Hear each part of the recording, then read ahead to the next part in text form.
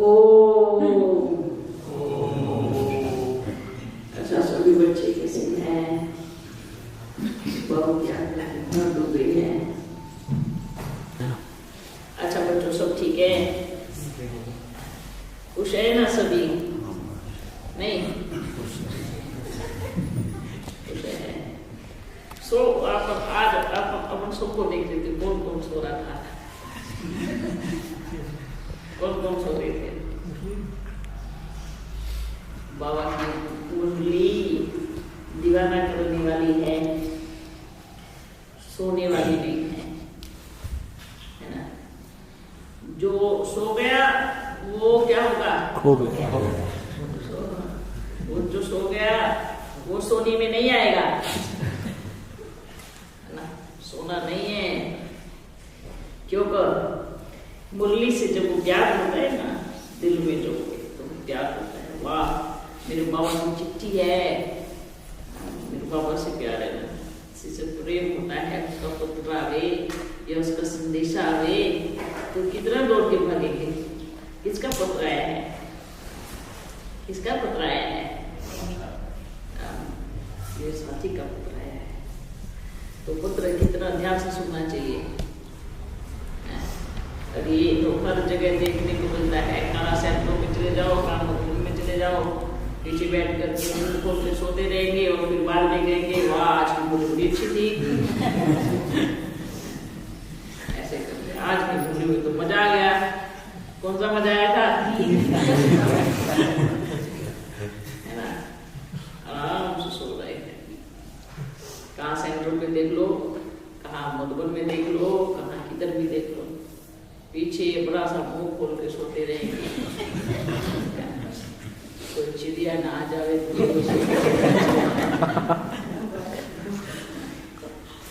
अपन देख के आते थे, ऐसे बता रहे हैं। अच्छा, वो भी सुन रहे होंगे जो मुंह खोल के सोते हैं ना। तो फिर बाद में क्या बोलते हैं? वाह बड़ा अच्छा लगा। ऐसे ही अमृत वेला आएंगे, बैठेंगे, नियम बड़ा पक्का होगा, नियम में कोई कमी नहीं। हम अमृत वेला करते हैं पर आराम से मुंह खोल के सोते हैं, है ना? दूसरे का अंदर तक कितने दांत है गिन के चले जाते हैं और कोई आराम से मुंह के नीचे गर्दन करके बैठे। ये भी देखो। और फिर बाद में क्या बोलते हैं? बड़ा अच्छा योग लगा। वंडरफुल बात, इतना अच्छा योग लगा, इतनी अच्छी शांति की अनुभूति हुई, क्या बताए, मजा आ गया। ऊपर से देख के मजा आता होगा ना बाबा? मजा आता, क्या करेंगे अपन को तो रहन हंसी आती है, ये क्या हो रहा है। सबकी नाक मुंह कान टेढ़ा टेढ़ा बनाएंगे, है ना? झूठ के मारते हैं ना, फिर उनकी क्या करेंगे? सत्युग में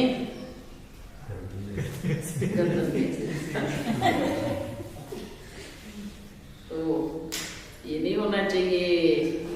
योग में जुट के, मुरली में जुट के, जो श्वास है, जो प्राण है, जो हमारी जीने की आधार है, ताकत है। ये देखो अभी भी आप कैसे कर रहे हैं।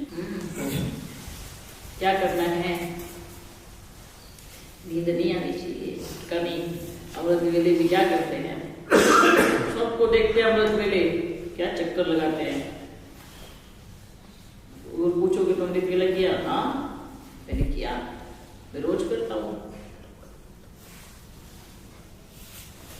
तो इस चीज में थोड़ा सा सभी को बोल रहे हैं। अच्छा, ये किसी को शिक्षा देते हैं ना तो बाहर वाले बच्चे सोचते हैं हाँ जरूर उधर बैठ रहे होंगे, उधर वाले कर रहे होंगे, इसलिए ये मुरली उनके लिए है।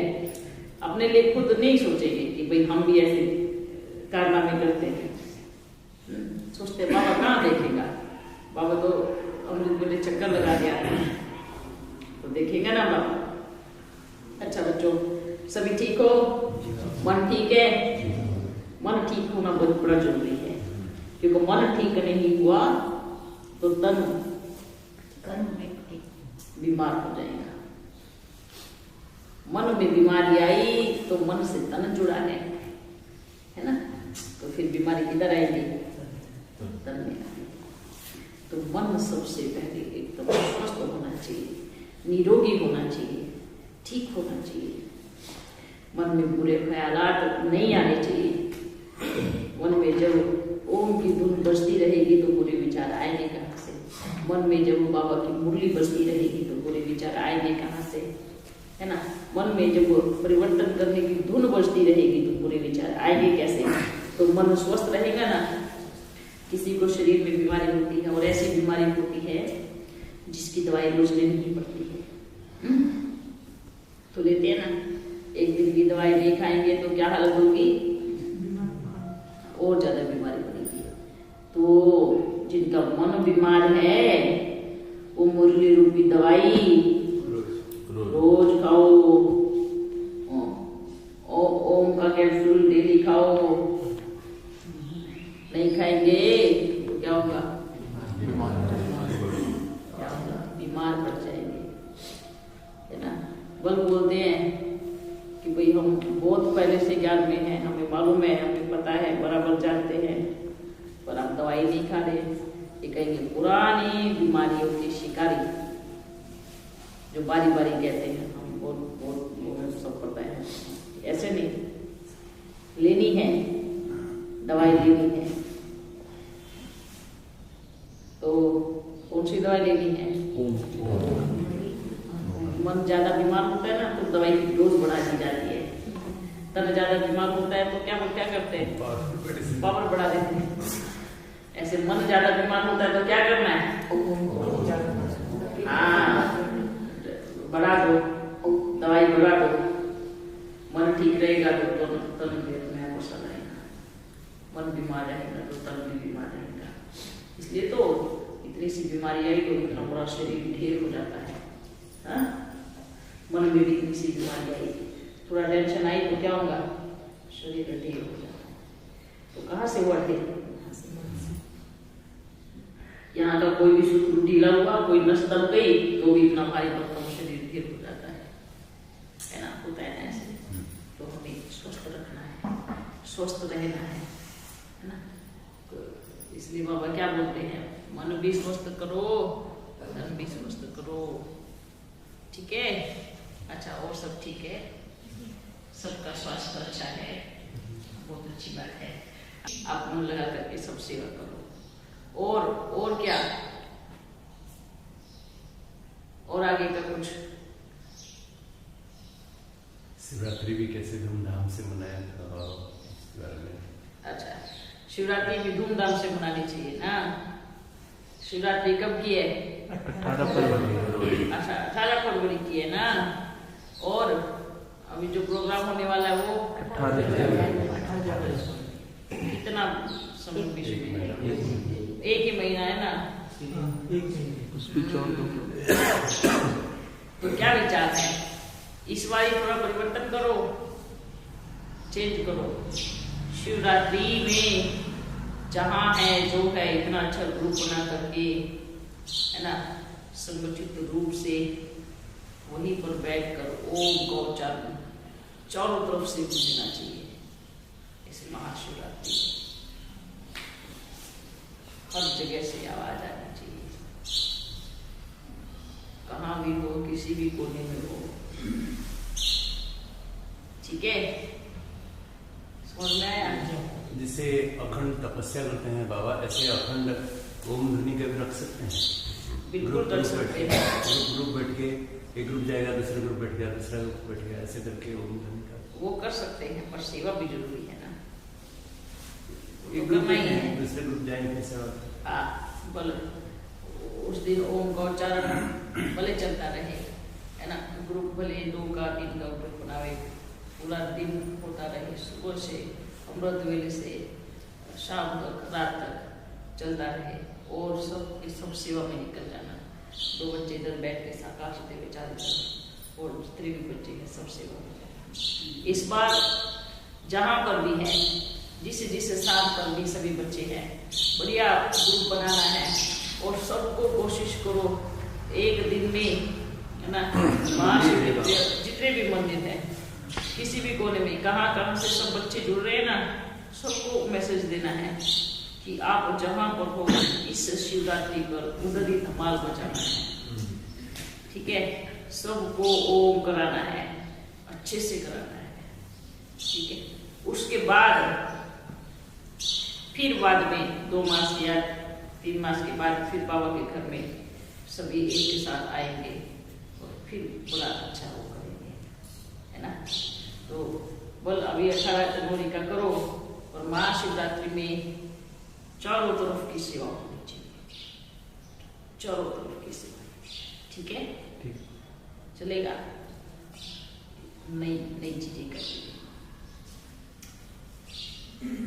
कुछ पूछना है इस बारे में?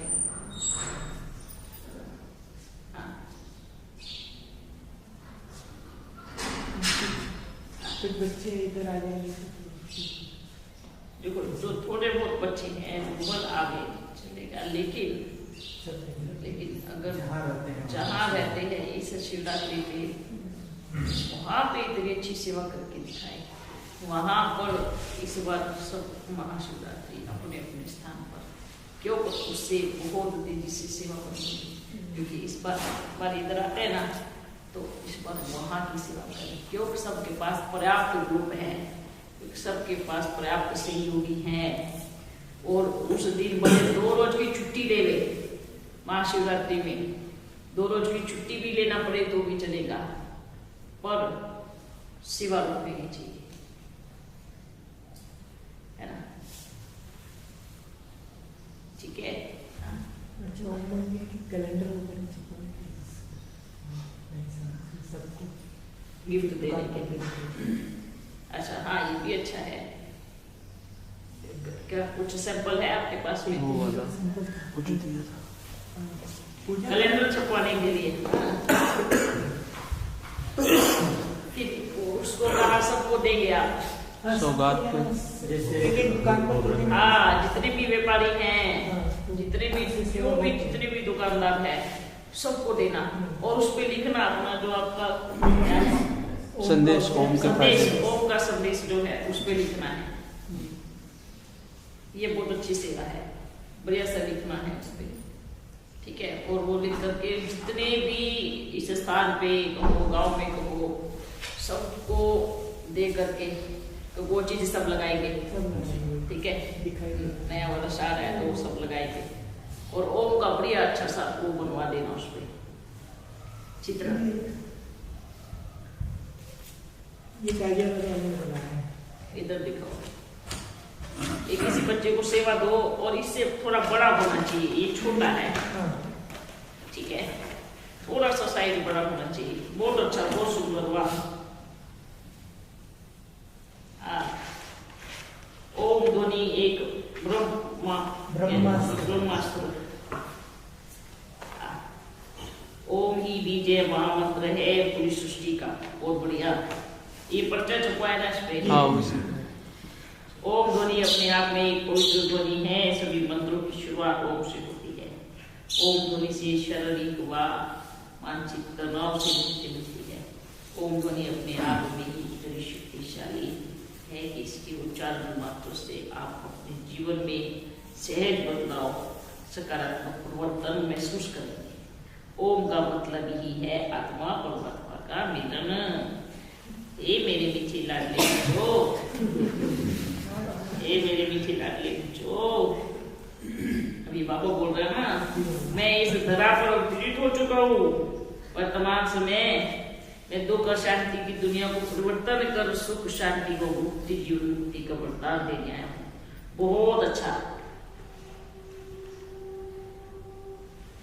इसमें नंबर भी लिखना है, इसमें नंबर इधर का लिखना है, मोबाइल नंबर। हाँ ठीक है, ये अच्छी सेवा होगी, बहुत अच्छी सेवा होगी।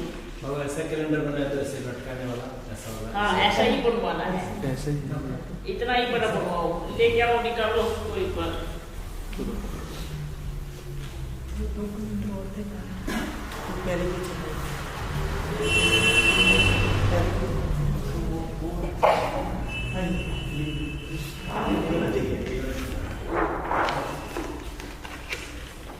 हाँ इतना बड़ा कैलेंडर होना चाहिए, ये थोड़ा सा बड़ा है। ये पिछली बार चढ़ाया था लेकिन खाली हो गया।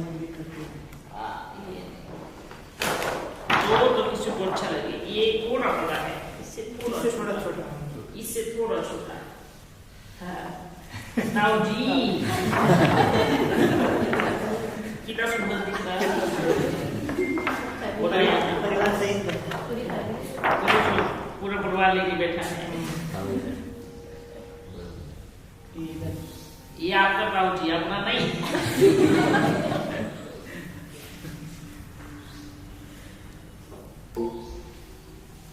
अच्छा है,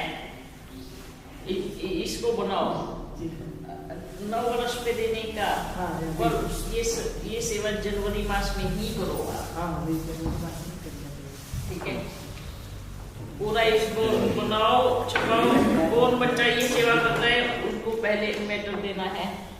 जो अगर आप इधर से निकाल रहे हैं तो भी अच्छी बात है। ठीक है, इससे थोड़ा छोटा मेटर को वही अच्छा है। हाँ एक्यूरेट, वही ठीक है। इसमें ये सब देख लेना,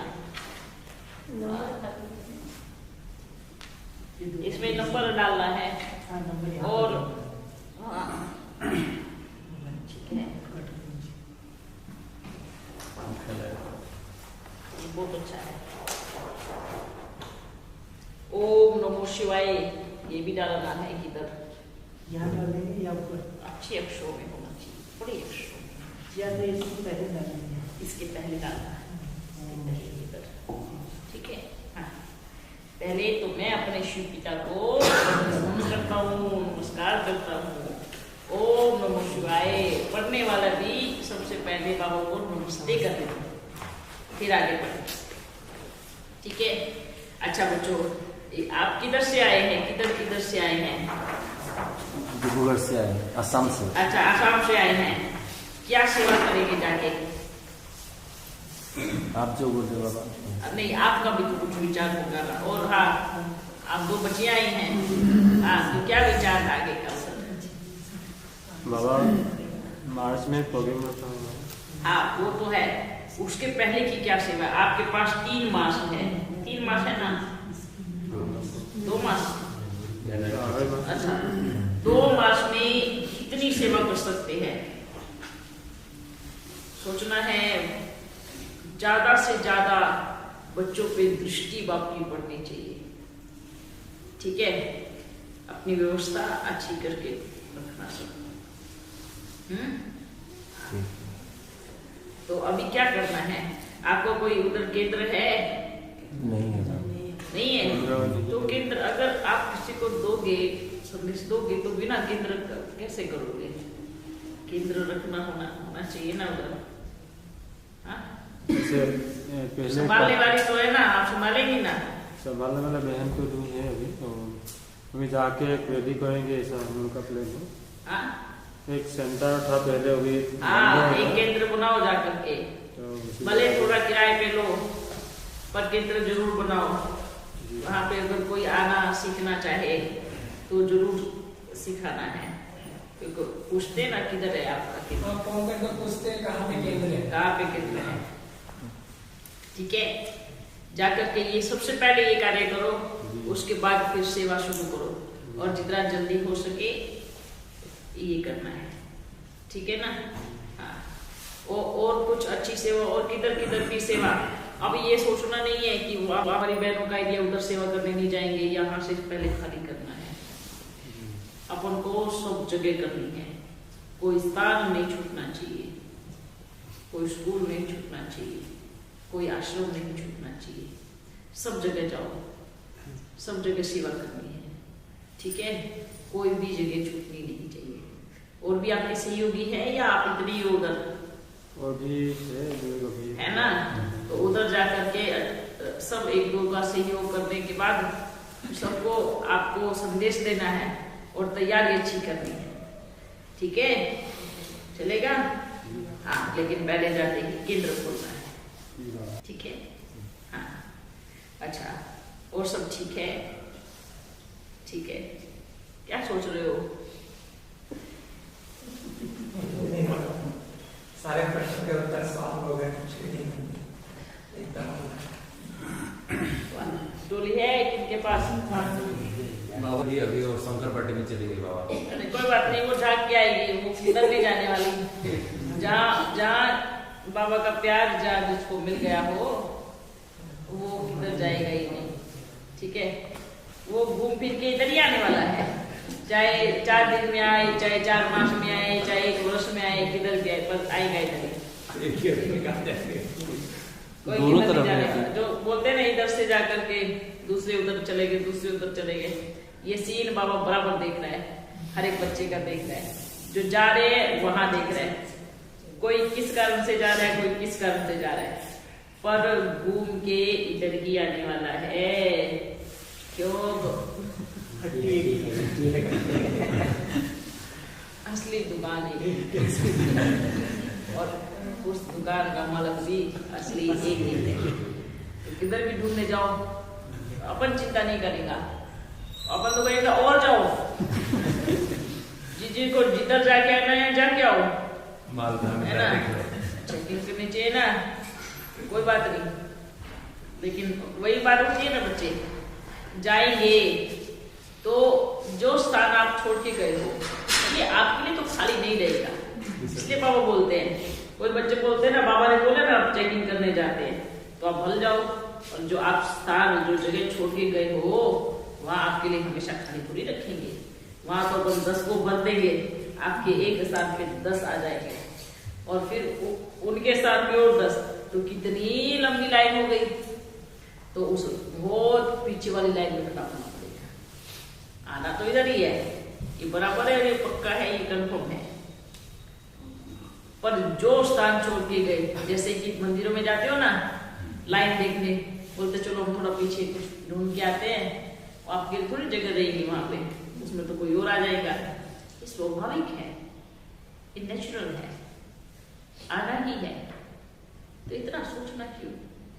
मालूम है कुछ मिलने वाला नहीं है, आना इधर ही है, ठीक है।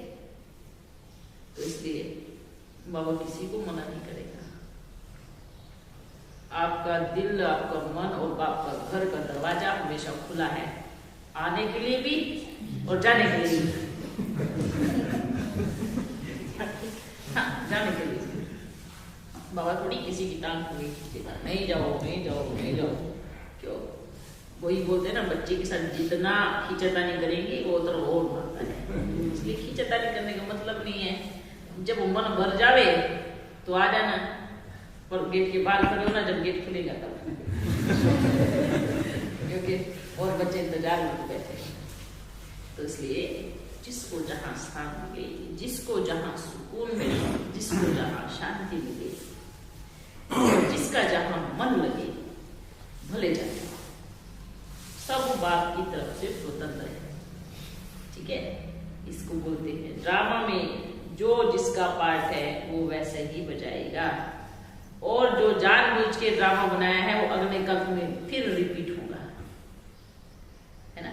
बोलते ना, एक होता है अनजाने में हो गया, है ना, अनजाने में हो गया, एक होता है जानबूझ के किया गया, तो उनमें फर्क होता है ना।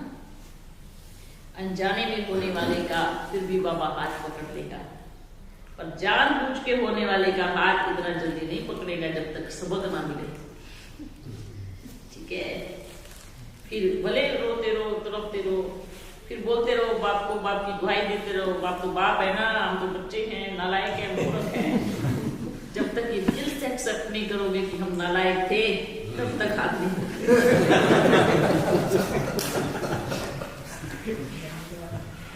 बाबा और एक बात है, शंकर का पाठ जो है, जो जैसे कहते दुनिया में शंकर एक्चुअली बाप तो शंकर के थ्रू विनाश कराएंगे, लेकिन बाप तो कभी विनाश नहीं करता ना। तो क्या एक्चुअली जो विनाश होगा उसमें कैसे होगा? शंकर का पाठ थोड़ा सा बाबा को कीजिएगा। देखो, बाप तो कभी विनाश ही नहीं करता, बाबा ने बोला ना। अच्छा, आपका पिता टीचर है, स्कूल में जाएगा तो क्या करेगा? पढ़ाएगा। और आप भी उसी स्कूल में बैठे हो और आप पढ़ नहीं रहे हो, तो आपकी क्या करेगा? पढ़ाई करेगा। आपका पिता टीचर है, उस समय वो टीचर ही है, आपका पिता नहीं है। आप नहीं पढ़ोगे तो पिटोगे, क्योंकि वो टीचर है। भले पीटने के बाद भी घर आके क्या करेगा? क्योंकि वहां बाप है। या तो आपका बाप जज है और आप कटघरे में हो, तो जज क्या करेगा? क्योंकि उस समय आपका पिता जज है, बाप नहीं है, तो आप उसको जज की नजर से देखो, वो हमारा पिता है। बाबा बोलते मैं बाप हूँ, मैं टीचर हूँ, मैं सदगुरु हूँ, है ना, पर मैं महाकाल भी हूँ। तो अंत में वो महाकाल का स्वरूप सबको दिखेगा, सबको दिखेगा, रियलाइजेशन भी होगा, पनिशमेंट भी होगा, रियलाइजेशन भी होगा, बिना प्रूफ के किसी को सजा भी नहीं देगा। बाबा बड़ा एकदम क्लियर करने वाला है, बच्चे मैं किसी को भी बिना प्रूफ के सजा नहीं दूंगा, मेरा पक्का नियम है, मैं वायदे का पक्का हूँ, कभी घोटाला नहीं करूंगा, कभी 1 इंच का हेरफेर नहीं करूंगा। जब तक आपको ना दिखा दूं कि आपने क्या क्या किया है, तब तक मैं आपको कुछ भी हाथ भी लगाने वाला नहीं हूं, आपको कोई सजा देने वाला नहीं हूं, जब तक आपको सारी कर्मों की रील ना दिखा दूं। ये महाकाल का रोल है। अब जब बाबा अपनी यूनिफॉर्म पहनेगा, एक जज की यूनिफॉर्म पहनते हैं ना, दिखाते ना, जो घर में ड्रेस होती है, जज उसको पहन के थोड़ी बैठेगा, क्या करेगा, जज का कोट पहन के बैठेगा और रोड करेगा। टीचर जब स्कूल में जाएगा तो टीचर वाले कपड़े पहन के जाएगा। आप डॉक्टर हो ना, ऐसे थोड़ी कि ऐसे ही अपनी दुकान पे जाएंगे, क्या पहन के जाएंगे, तो जब आप अपने उस स्थान पे बैठे होंगे तो डॉक्टर हो, आप कोई घरेलू व्यक्ति नहीं हो, आप डॉक्टर, सब कुछ सब एक समान है आपके लिए। लेकिन बाबा जो गरुड़ पुराण में दिखाते हैं, लोगों को ऐसा अनुभव होगा कि ऐसे तल रहे हैं, कुछ कर रहे हैं, आदि में देखो बच्चे, अनुभव की बात ये है, ये तो सिर्फ डराने के लिए किया गया कि भाई पाप कर्म करने से थोड़ा तो बचे। बोलते किसी ने पाप कर्म किया तो उसको कढ़ाई में फ्राई कर दिया, ठीक है, किसी ने किसी को किया तो उसकी गर्दन काट के अलग अलग कर दिया। ये एक डराने के लिए चीजें, ये भी सही है कि कभी तो पाप कर्म करने से कोई बचे नहीं, पर वो सजा ही निराली होती है ना।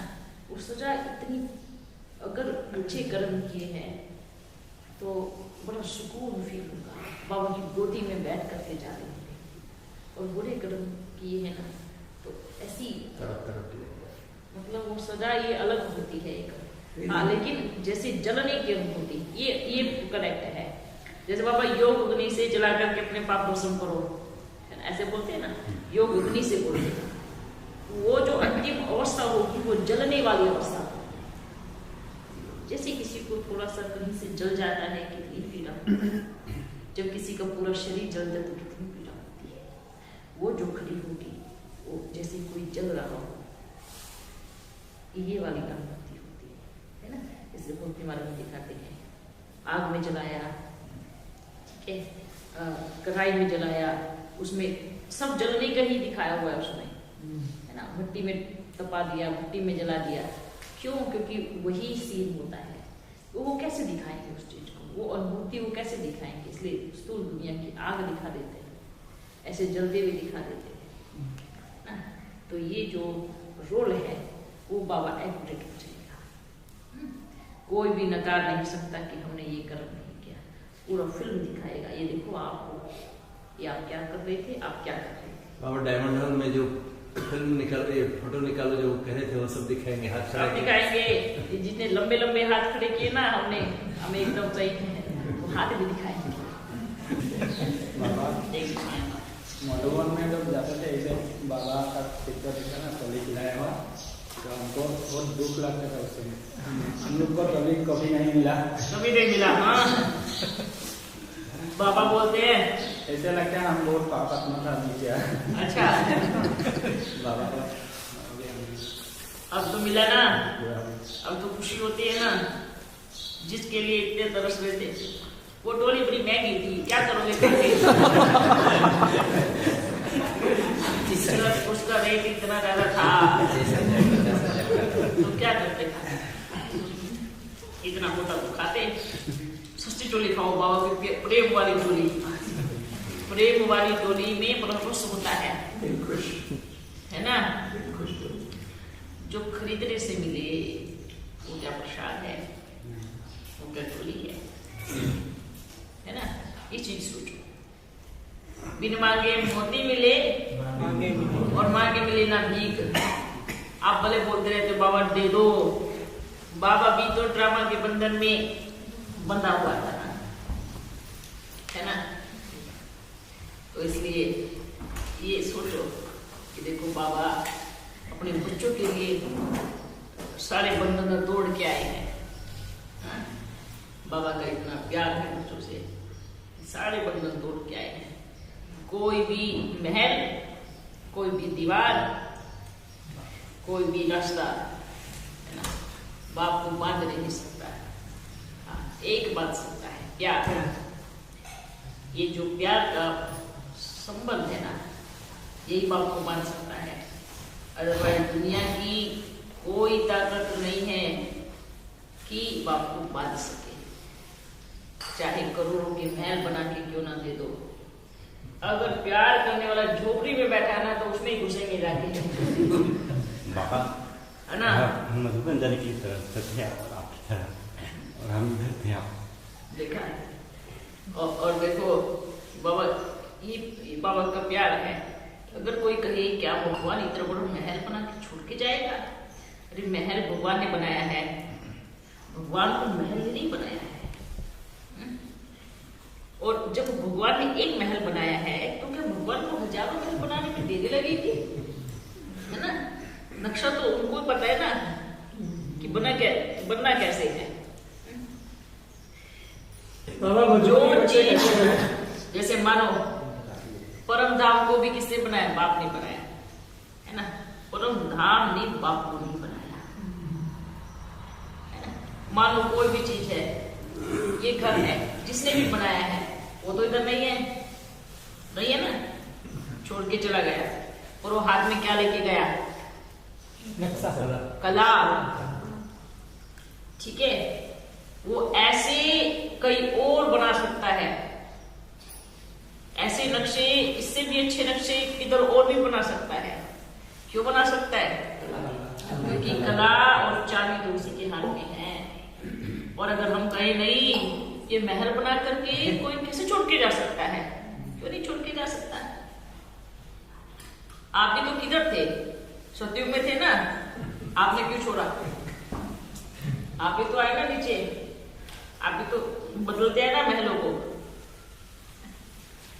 आपने अपने बच्चों को गद्दी दी और खुद गद्दी छोड़ दी। आपने भी क्या दिया? किसके लिए छोड़ा गद्दी? किसके लिए छोड़ी? किसके लिए छोड़ी? अपने बच्चों के लिए गद्दी छोड़ी। जब आप अपने बच्चों के लिए गद्दी छोड़ सकते हैं तो वो तो परम पिता है, वो क्या नहीं छोड़ सकता। और ये संस्कार छोड़ने वाला अपने बच्चों के अंदर भी डाल के जाता है। हर एक पिता अपने बच्चे के लिए अपनी गद्दी बड़े प्यार से त्याग देता है। हर एक पिता अपने बच्चे के लिए वो गद्दी बड़े प्यार से समर्पण कर देता है। ये पिता का प्रेम है। तो आप सोचो, गद्दी तो किसने बनाई है? बाप ने ना। तो ये चीज सोचो। तो कहते हैं मधुबन बना करके छोड़ेगा क्यों?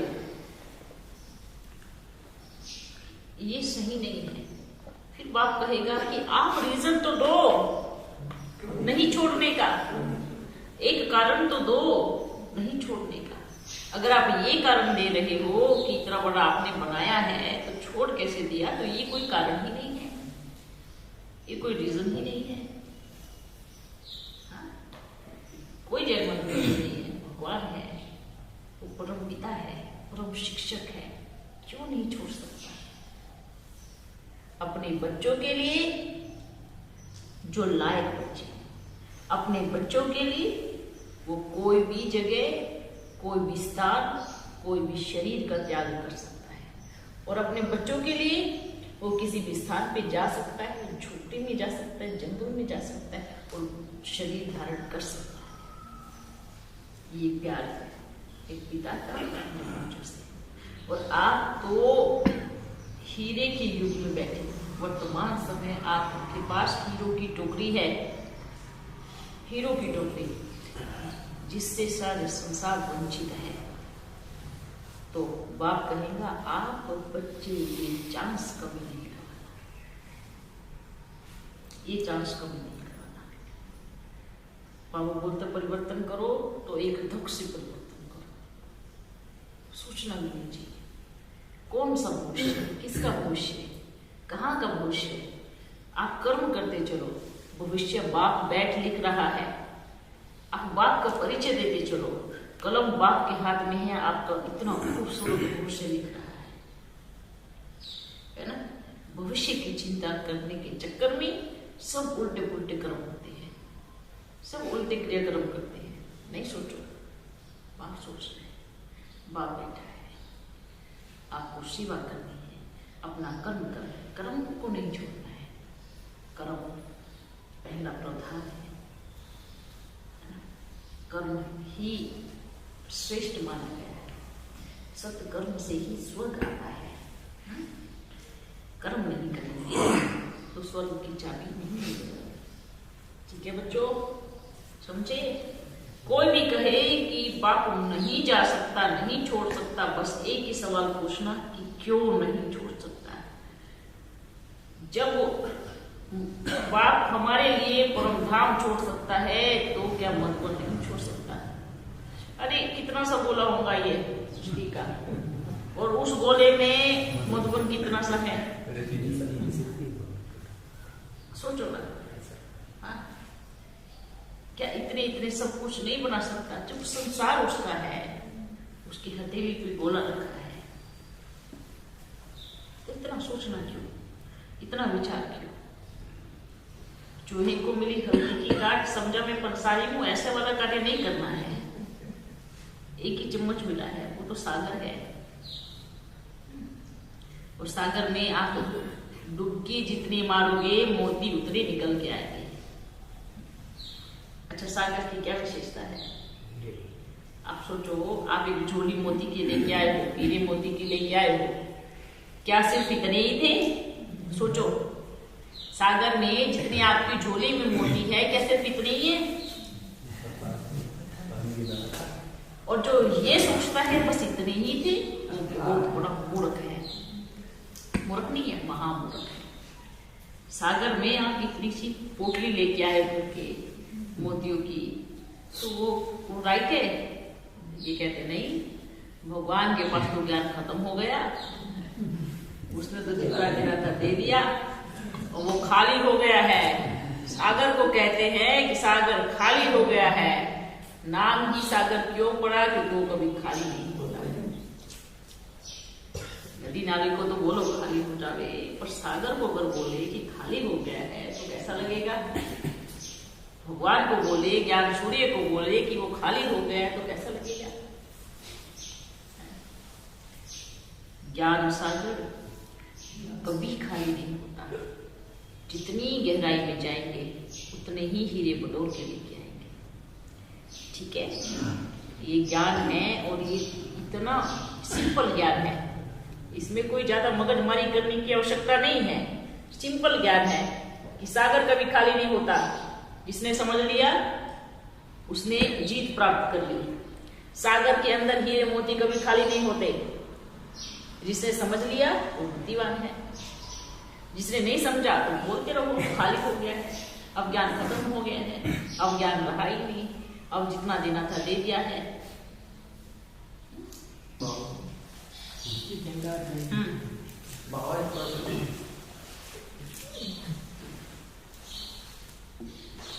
हाँ, कौन? बाबा ये तो पूछना चाहता, कला का वास क्यों होता है? कला जो शक्ति कला की कला है, कला का वास क्यों होता है? मतलब ऐसे पतित अवस्था में आ जाती है। अच्छा, एक बात बताओ, बच्चा पैदा होता है ना, छोटे थे क्या? आपको मालूम आप छोटे थे? इतने से नन्हे मुन्ने पैदा हुए थे, आपको पता है? पता तो है, मतलब नहीं है, लेकिन इतने हुए होंगे तभी तो इतने बड़े हुए ना। ये चीज है, जब बच्चा छोटा होता है, पैदा होता है, तो वो अगर वो बड़े ही ना, लंबा नहीं हो तो आपको टेंशन आ जाएगा, है ना? इतना टेंशन आ जाएगा, ये बढ़ के नहीं रहा है, इतना छोटा आएगा ना टेंशन। ये पैदा तो हुआ, जब से पैदा इतना ही है, 10 साल हो गए, 20 साल हो गए, बड़ा ही नहीं हो रहा है। आप कितने डॉक्टर को दिखाओगे, उसको दिखाओगे ना, है ना? ये कला होगी, चलती कला में उतरती कला। हर चीज में आती है। आप कोई घर बनाओ बड़ा नया है, 10 साल के बाद वो 10 साल पुराना हो जाएगा, 50 साल के बाद वो 50 साल पुराना हो जाएगा, 60 साल के बाद उसकी जर्जरी अवस्था हो जाएगी, तोड़ के फिर बनाना पड़ेगा। ये परिवर्तन है। ऋतु कभी एक जैसी नहीं रहती, गर्मी सर्दी सब आती है।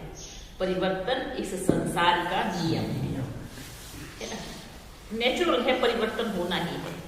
हमारे शरीर में परिवर्तन होता है, बच्चा छोटा होता है नक्शा कुछ और होता है, जब बड़ा होता है नक्शा कुछ और होता है, बच्चा वही है पर सब कुछ बदल रहा है, परिवर्तन हो रहा है। बूढ़ा होगा तो भी कैसा रहेगा, नक्शा एकदम बदला हुआ रहेगा। तो ऐसे ही सतो प्रधान, इस छोटे बच्चे को क्या बोलते हैं, भगवान का रूप है ना, क्या बोलते हैं, भगवान का रूप है, महान महात्मा बोलते हैं। क्यों बोलते हैं, क्योंकि उसको बुराइयों को पता ही नहीं है, काम क्रोध लोभ मोह अहंकार क्या होता है उसको पता ही नहीं है। इसलिए जब वो थोड़ा भी हंसता है तो सबको आकर्षित करता है। क्यों, क्योंकि उसके अंदर सतो प्रधान है। फिर थोड़ा युवावस्था में आती है, रजो प्रधान होती है, फिर गिरती कला आती है। इसलिए ये अवस्थाएं बनी हुई, ये चक्र बना हुआ है ना।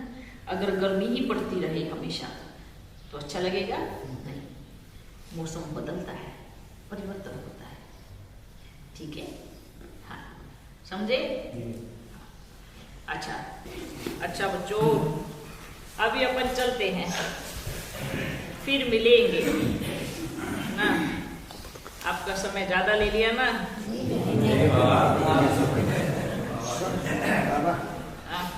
एक सवाल आप पूछो। सूक्ष्म शरीर जो मतलब स्थूल शरीर जो है, इसमें सूक्ष्म शरीर वाली आत्मा जब आती है तो उसका क्या प्रोसेस होता है, क्या प्रोसेस होता है, इस प्रोसेस से अंदर मतलब प्रवेश करते हैं दुनिया में, दुनिया की आपने पूछा था, शायद किसी ने पूछा था, ये बताया था। देखो बच्चे, जब आत्मा शरीर छोड़ती है तो वो जैसे शरीर छोड़ती है, जो उसका लाइट का शरीर है, जब तक उसका शरीर तो बन रहा है ना, आगे बन चुका है, 13 दिन के बाद वो अपने लाइट के शरीर का भी त्याग कर देती है, ठीक है। ये अच्छे से बताया था अपन ने, वापिस सुनना, आपने सुना नहीं होगा पक्का। जब आत्मा फिर बिंदु रूप में आकर के जब गर्भ में जाती है तो बिंदु रूप में जैसे ही जाती है तो पहले बल्ब जलता है, समझ में आया, लाइट का शरीर आता है तुरंत उसी बच्चे के। ऐसा नहीं है कि ये लाइट के शरीर इसमें है तो वो अगले शरीर बच्चे में होगा, आत्मा संस्कार लेके जाती है, ठीक है। जैसे उस बच्चे में आई तो ज्योति जल गई, रोशनी आ गई, मतलब उसी समय उस छोटे बच्चे का भी लाइट का शरीर बना। फिर धीरे धीरे धीरे धीरे अवस्था हिलता डुलता है ना, ये प्रोसेस होता है।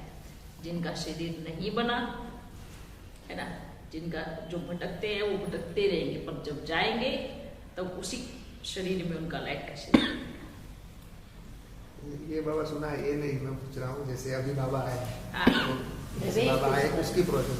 अच्छा, प्रवेशता, हाँ कैसे, मतलब समझा नहीं। मतलब जैसे उनका सूक्ष्म शरीर होता है, उसको पहले मर्ज कर देते हैं, फिर दूसरा सूक्ष्म शरीर आता है बाबा, कैसे मतलब क्या प्रोसेस होता है। अच्छा, जो मानो मैया है, ठीक है, मैया सिमट करके एक साइड हो जाती है, उनका जो लाइट का शरीर है पूरा सिमट जाता है, एक साइड होता है, फिर अपन का पूरा होता है, समझ रहे हैं, ये प्रोसेस होता है। जैसे कि आप थोड़ा सा किनारे हो जाओ, मानो गाड़ी चला रहे हो, है ना, अब वो गाड़ी अपन को भी चलानी है, तो आप क्या करोगे, बगल वाले सीट पे चले जाओगे, तो ये प्रोसेस होता है। अब एक सीट पे हम दोनों तो नहीं बैठ सकते, ऐसे कैसे बैठेंगे, दो ड्राइवर, दिक्कत आ जाएगी, कहीं भी कुछ भी गिर सकते हैं, एक्सीडेंट हो सकते हैं। तो क्या करना चाहिए फिर, एक सीट पे 2 ड्राइवर बैठ के गाड़ी नहीं चला सकते, एक समय एक व्यक्ति ही एक सीट पे बैठ करके गाड़ी चला सकता है। और कभी भी देखना, जब एक सीट पे 2 बैठते हैं ना, तब बहुत गड़बड़ होती है। जो आज भूत प्रेत है ना, मारते एक दूसरे को थप्पड़, ये कितनी कमाल है, एक सीट पे 2 ड्राइवर बैठने की कमाल है, ठीक है। जो भूत आते हैं ऐसे बावलों की जैसे करते हैं ना, कि किधर भी कुछ शुरू कर देते हैं, किधर भी किसी को मारना शुरू करते हैं, किधर भी कुछ उल्टे पुल्टे काम करते हैं। ये किन की निशानी है? ये एक ही सीट पे दो घुसने के लिए तैयार है। ये फिर तीसरा आता है, फिर वो भी बैठने की कोशिश कर रहे हैं। तो कौन क्लच दबाएगा, कौन ब्रेक दबाएगा, कौन गाड़ी का गियर लगाएगा? तो कहाँ गाड़ी ठुकेगी ना। फिर अपनी कभी दीवारों में सिर मारते हैं, कभी फिर ऊपर से कूद जाते हैं, कभी फिर हरकतें करते हैं। ठीक है बाबा, लेकिन बाबा ऐसा नहीं। बाबा क्या करते हैं? एक ही पहले सीट पे बैठेंगे, एक को साइड करेंगे, फिर जैसे मैया आराम से, ऐसा थोड़ी जिद करेगी, नहीं आप मेरी गाड़ी में नहीं आओ। क्या करेंगे? ठीक है बाबा आप बैठो, मैं खिसक रही हूँ, मैं दूसरी सीट पे बैठी हूँ, मैं साइड में बैठी हूँ, है ना। फिर बाबा आकर के बैठते हैं, फिर चली जाएंगी, फिर मैया अपनी सीट पे आएंगी, सब कंट्रोल करेंगी, फिर सेट करेंगी। समझे? जब शिव बाबा आते हैं तो भी तो ब्रह्मा बाबा का सूक्ष्म शरीर आता है ना, तभी तो ऊपर जो संपूर्ण ब्रह्मा है बहुत ज्यादा टाइम तक वही आते हैं। ठीक है, क्योंकि वो अब अपन कार्य अलग अलग हुए ना, ऐसा नहीं कि अपन भी आते हैं, ऐसा नहीं, लेकिन बाबा ज्यादातर उनके साथ में आते हैं। ठीक है, क्योंकि वो उनके साथ में आएंगे तो अपन किधर और निकल जाएंगे ना सेवा के लिए, किधर और भी तो संभाल करनी है ना। ड्यूटी पे कंटिन्यू रहना पड़ता है, आपकी ड्यूटी तो आप गैप कर लोगे 2 घंटे 3 घंटे, पर अपन की अपने बाबा की ड्यूटी तो 24 घंटे की है। वो नहीं तो हम नहीं तो वो ऐसे कंटिन्यू चलेगा। अब वो संपूर्ण ब्रह्मा का जो सूक्ष्म शरीर अलग है और आपका भी अलग है? नहीं, जैसे कि अभी सूक्ष्म मानो अपन ऊपर जाएंगे तो उसी में बैठेंगे। अच्छा। पर जब धरती पे आते हैं तो अलग हो जाते हैं। अच्छा, अलग हो जाते हैं। अलग। और इस सूक्ष्म शरीर छोटा भी बड़ा भी हो सकता है? ये हो सकता है, पर जरूरत ही नहीं है। छोटा बड़ा करना उससे होता है जो किसी चीज में फिट करना हो। सूक्ष्म शरीर को अब किसी चीज में फिट करने की जरूरत ही नहीं है। अपन समझ गए, जैसे शरीर में आते बड़ा है तो छोटा, ऐसा समझते हैं ना। मानो अपनी अभी इधर आए हैं, ठीक है, अपने जो शरीर का सूक्ष्म शरीर का साइज है वही है, वही। अगर छोटा बड़ा करते तो आपको पता ही नहीं चलता कि अपन आए कब है और गए कब है ना। अगर साइज छोटा कर लेते तो आपको कैसे पता चलता है? तो इन्हीं के एक्यूरेट साइज का रहता, इन्हीं का सब कुछ रहता, कोई आपको चेंजेस नहीं मिलता, कोई परिवर्तन नहीं मिलता। अब ये सेट किया है, सेटिंग की साइड इतना है ना। जब शरीर प्रवेश होता है वो कितना सूक्ष्म है, ये जो करते हैं तो बहुत सूक्ष्म है। प्रवेश करके कितना सूक्ष्म है वो साइज ही नहीं पूछो, क्योंकि वो तो अपन को भी नहीं पता सूक्ष्म कितना है। क्योंकि सूक्ष्म किसको बोलते हैं? जो बिल्कुल ना दिखने वाली चीज हो। ठीक है, सूक्ष्म ही नाम उसका है, एकदम जो सूक्ष्म हो जाता है ना। कुल जैसे कुल के पितृ जो होते हैं, जो एक्सपायर हो जाते हैं, फिर किसी की बॉडी में आके बोलते हैं ना कि हमारे मतलब में इतने समय से शरीर नहीं मिला है तो मेरा कुछ करो। तो अगर वो सूक्ष्म शरीर वाले पावरफुल है कि स्थूल शरीर वाले पावरफुल है, वो उन पे डिपेंड क्यों होते हैं? स्थूल शरीर वालों पे कि आप मेरे लिए कुछ विधि करो तो मेरा कुछ आगे हो जाए। क्यों? तो पावरफुल कौन? पावरफुल दोनों ही पावरफुल है। अगर सूक्ष्म शरीर वाले अपनी पे आ जाए तो नचा के रख देंगे सबको, ठीक है, अगर उनकी इच्छा पूरी नहीं की। क्योंकि जो स्थूल शरीर वाले कर सकते हैं वो सूक्ष्म शरीर वाला नहीं कर सकता, इसलिए वो उस पर डिपेंड होता है। जो क्रियाक्रम स्थूल शरीर वाला कर सकता है वो सूक्ष्म वाला नहीं कर सकता। ऑर्गन्स नहीं, ठीक है, हाँ, तो ऑर्गन्स नहीं है, हाथ पैर कुछ, पुजारी को बुलाना, ये करना, वो करना, ये विद्या करना, ये कौन करेगा? अब क्यों वो क्यों बोलता है? क्यों उसकी आवाज किसी को सुनाई नहीं देती है, वो चिल्लाता रहेगा बोल के ये करो ये करो ये करो, सुनेगा ना। तो उसको भी क्या चाहिए? आधार चाहिए। उसको आधार चाहिए शरीर में आने का, उसको आधार चाहिए फिर बोलने का कि आप ये करो मेरे लिए, तभी मेरी मुक्ति होगी। ये इसलिए होता है। वो करना भी जरूरी है? ये जरूरी नहीं है, क्योंकि ये अज्ञानियों के लिए जरूरी होता है। पर जो बाबा के बच्चे हैं, जिनको सच में बाबा का ज्ञान है, बाबा से प्रेम है, वो कभी ऐसी चीजों की डिमांड करेगा ही नहीं, है ना। वो कभी भी ऐसी चीजों की डिमांड करेगा ही नहीं। जो सच्चा प्रेमी है, जिनकी इच्छाएं अधूरी रह गई हो, जिनकी वो सब चीजें अधूरी रह गई हो, तो वो फिर आकर के बोलते कि मेरे लिए ऐसा करो, तो वो करना पड़ेगा, तो वो फिर करना पड़ता है। क्योंकि जिन इच्छाएं पूरी हैं तो मुक्ति हो गई, बाबा के पास चला गया, अब कि क्या करना है उसका। लेकिन इच्छाएं पूरी नहीं है तो क्या करेंगे। अब मान लो कोई ब्राह्मण बच्चा, बाबा का बच्चा, पूरी जोर से भूख लगी और छूट गया शरीर, अब वो क्या होगा, उसको अगला शरीर मिलेगा ही नहीं जब तक उसकी भूख नहीं मिटेगी, है ना। फिर उसमें क्या करना चाहिए आपको, उसको एक बारी भोग लगा दो, और वो भोग उसको मत लगाओ, वो बाबा को लगाओ। बाबा को बोलो बाबा अगर उस आत्मा की कोई भी खाने पीने की इच्छा अधूरी रह गई हो, ये आपको मैं भोग रख रही हूँ, आप उसको स्वीकार करा देना। फिर बाबा कुछ भी करेंगे। आप बाबा को बीच में रखोगे ना तो आपका सारे ये रूल्स खत्म हो जाएंगे। ये सब कचरा पट्टी जो पाल के रखी है ना, वो सब खत्म हो जाएंगे। ये जो इसको खिलाना, उसको खिलाना, उसको खिलाना, ये सब खत्म होगा। बस बाबा को भूल लगाओ, बाबा आपके लिए लेके आए, पर आपको कोई भी आत्मा भटक रही है, कुछ भी है, ये आप जो उनकी इच्छाएं पूरी करनी है आप करो। फिर बाबा बड़े प्यार से उनको संतुष्ट करके भेज देता है। ठीक है, अच्छा आज के लिए इतना ही नहीं, बहुत हो गया। बिल्कुल नहीं बताएंगे अब तो अपन जा रहे हैं। ठीक है, अच्छा बच्चों फिर